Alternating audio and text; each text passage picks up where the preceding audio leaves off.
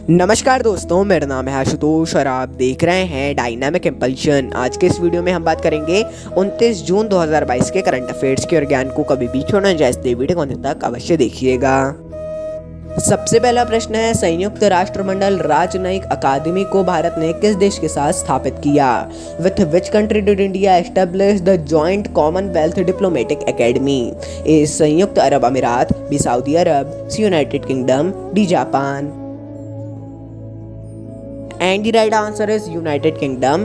तो भारत और United kingdom इन दोनों ने ही मिलकर संयुक्त राष्ट्रमंडल राजनयिक अकादमी को स्थापित किया है। आगे मतलब करने वाले हैं, पूरे घोषणा हो गई है। देखिए, तो युवा राजनयिकों को विशेषज्ञता और प्रशिक्षण से लैस करेगी ये। बहुत इसमें चीज़ें होंगी, जैसे स्किल डेवलपमेंट अभी बहुत ज़्यादा बड़े रूप में आने वाला है, धीरे धीरे हर देश इसको कर रहा है, तो उसी के लिए ये भी है। इसमें प्रशिक्षण दिया जाएगा युवाओं को दोनों ही देशों के, जिससे वो भी प्रशिक्षित हों और ज़्यादा उनको रोजगार के मौके मिले। अगला प्रश्न है, हाल ही में विश्व बैंक ने भारत को किस कार्यक्रम के लिए $250 मिलियन का ऋण दिया? Recently the World Bank gave a loan of $250 million to India for which program? A Sarva Shiksha Abhiyan, B सड़क सुरक्षा कार्यक्रम, सी राष्ट्रीय स्वास्थ्य कार्यक्रम, डी वैक्सीन कार्यक्रम। एंड द राइट आंसर है सड़क सुरक्षा कार्यक्रम। तो सड़क सुरक्षा कार्यक्रम के लिए विश्व बैंक ने भारत सरकार को $250 मिलियन का ऋण दिया है।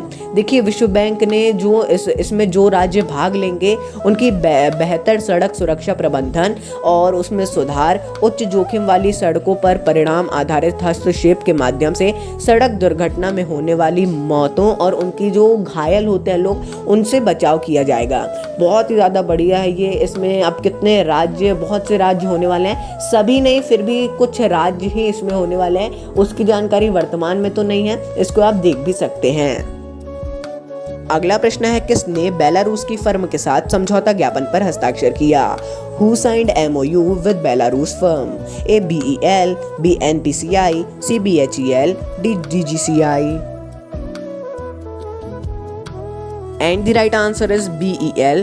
तो BEL यानी कि भारत इलेक्ट्रॉनिक्स ने एयरबोर्न डिफेंस सूट की आपूर्ति के लिए बेलारूस की फर्म के साथ में समझौता किया है।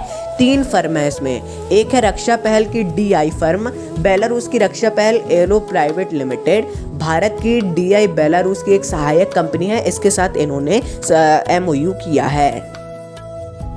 अगला प्रश्न है, एक राष्ट्र एक डायलिसिस कार्यक्रम की शुरुआत किसने की? Who started the one nation one dialysis programme? A Rajeev Chandrashekhar, B doctor Mansukh Mandaviya, C doctor Jitendra Singh, A Om Birla. And the right answer is doctor Mansukh Mandaviya. तो केंद्रीय स्वास्थ्य मंत्री ने केंद्र सरकार के एक राष्ट्र एक डायलिसिस कार्यक्रम की शुरुआत की है, जिससे डायलिसिस पर रह रहे लोग देश में कहीं पर भी किसी भी समय डायलिसिस करा सकते हैं। आप सभी को पता है डायलिसिस क्या है। देखिए, जो डायलिसिस है अभी इसकी मतलब नागपुर हो गया, भोपाल हो गया, जबलपुर हो गया, जो खासकर राजधानी है राज्यों की या फिर कुछ बड़े शहर हैं, वहीं पे होता है। लेकिन डायलिसिस, और इससे बहुत से लोगों को दिक्कत होती है, परेशानी होती है, लेकिन अब हर जिले में इसकी सुविधा हो सके, ऐसा करके ये कार्यक्रम है, जो कि एक बहुत ही अच्छी पहल है।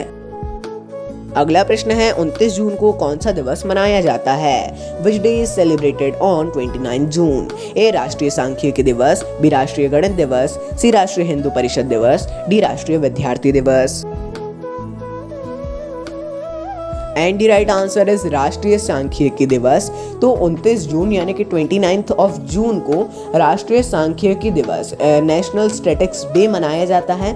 इसे प्रशांत चंद्र महालनोबिस को भारतीय सांख्यिकी का जनक माना जाता है। उन्हीं के जन्म दिवस पर इसे मनाया जाता है। अगला प्रश्न है, हाल ही में किसने ठोस ईंधन वाला रॉकेट लॉन्च किया? Recently who launched solid fuel rocket? A Iran, B Bharat, C संयुक्त राज्य अमेरिका, D Bangladesh. And the right answer is Iran. तो ईरान ने ठोस ईंधन संचालित रॉकेट अंतरिक्ष में छोड़ा है। 25.5 मीटर का ये लंबा रॉकेट, इसका जुलजना नाम है, ये जुलजना है इसका नाम। ये 220 किलोग्राम का उपग्रह ले जाने में सक्षम है, ऐसा बोला जा रहा है। ठोस ईंधन क्या है, इसके बारे में आप अवश्य देखिएगा, बहुत ही ज़्यादा इम्पोर्टेंट है। अगला प्रश्न है विंबलडन चैंपियनशिप को कहाँ आयोजित किया गया? Where has been the Wimbledon championship held? A Paris, B Ahmedabad, C London, D Washington DC.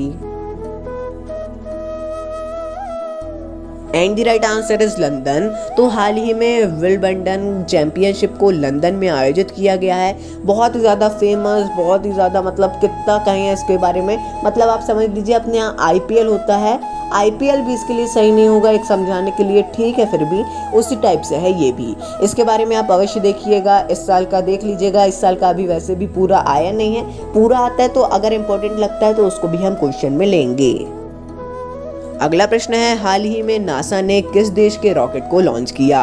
Which countries rocket has been launched by NASA recently? A Japan, B Australia, C Bangladesh, D उत्तर Korea. And the right answer is Australia. तो रहने योग्य सितारों की स्थिति तलाशने के लिए ऑस्ट्रेलिया ने नासा के माध्यम से अपने रॉकेट को लॉन्च किया है। इसके दो हैं रॉकेट, अब मेरे को इनकी सही प्रोनाउंसिएशन नहीं मालूम है, एक को 4 जुलाई और एक को 12 जुलाई को लॉन्च किया जाएगा। तो दोस्तों ये था अंतिम प्रश्न, मिलते हैं अगले वीडियो में। नमस्कार। Dynamic impulsion.